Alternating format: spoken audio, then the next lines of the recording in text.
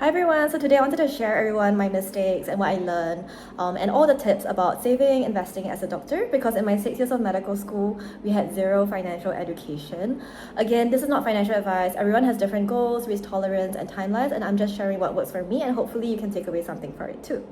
Okay, so first, savings first. So before spending. So my core principle is always pay yourself and save first.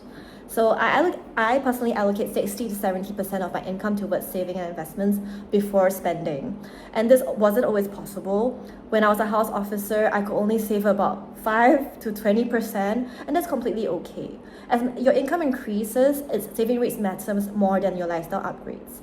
So why this works is because saving first creates discipline. It's like a monthly thing you have to do every month.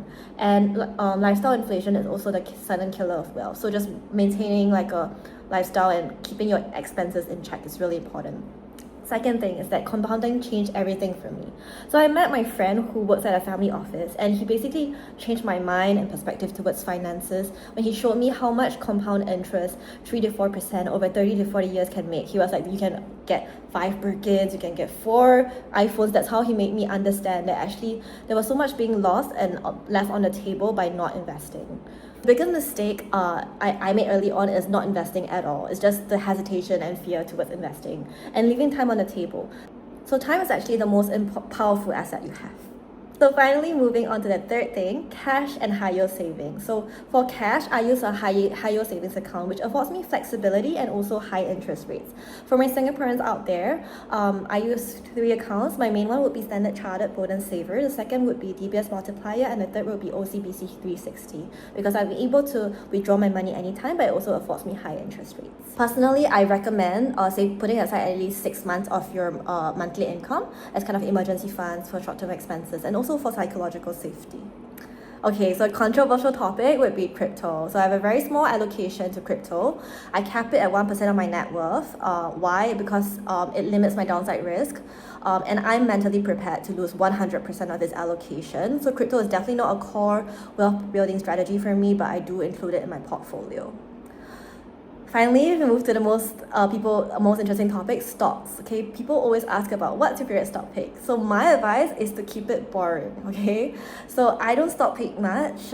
Instead, I focus on low cost index funds or ETFs, and I really do my homework to find the lowest possible expense ratios. A common mistake people make is that 1 to 2% fees doesn't matter, it doesn't move the ticker. No, that's absolutely not true. They absolutely do. Over a 30 to 50 year horizon, the 1 to 2% will really cut at your returns, and you can do it by modeling the graphs.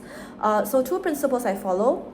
1, time in the market is better than timing the market, and waiting to buy the dip is often just procrastinating.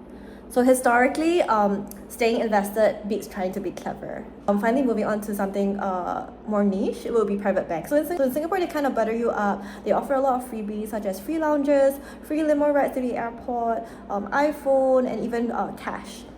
But based on my experience, I think you do need to be careful here. I'm not saying that all relationship managers are like that, but I've met a few that don't always act in your best interest, and they're often incentivized to sell high commission products. So personally, when I was younger and more impressionable, I actually bought structured products that were linked to things that I didn't know anything about, like Swiss equity indices performance. Yeah, so I think that definitely if you don't fully understand the downside, don't buy it. By right, the banker should be explaining why you should be buying the product, and make sure that he's able to give you a good explanation. Because if he doesn't, then I think it's not worth the risk. Don't buy it. Singapore-oriented topics, SRS, or the Supplementary Retirement Scheme. So I invest my SRS via Endowus. So basically every year I invest about 15,300, which is the maximum. And why I do it is because it gives me a lot of tax efficiency, and I just invest it into like a low-cost diversified portfolios, and there's a clear fee structure for me. Okay. Also for CPF, which is basically another. So for CPF, what I do to optimize my tax savings would be I top up my own special account, 8,000 every year, and then I top up my parents' CPF accounts, and then for me in particular, I invest a huge portion of my ordinary account into index funds. You do have to pass the investment test before that. This only works for me because I have no dependents, I have no kids, and I have a high risk portfolio and I'm not thinking of buying a house anytime soon, it may be different for you, of course. And now moving on to insurance, which a lot of Singaporeans do buy. So I think I was too conservative. I think I overinsured myself early on. So what I think definitely for sure you need to have would be one, hospitalization insurance. That's a non-negotiable for me. And two, I have annual travel insurance because I do travel a lot. I'm recently thinking whether I should add sports coverage just to cover like skiing and snowboarding, which is apparently not included in a lot of insurance policies. What I avoid is kind of ILPs or investment-linked plans because of the one, high fees, two, long lock-ins, and three, this fee difference do compound over time, as I previously explained. But however, if you lack discipline entirely, this kind of insurance where they kind of deduct your salary or gyro automatically every month may instill some discipline and may be a better alternative to not saving at all. Again, it's up to you to kind of decide what's the best strategy for you.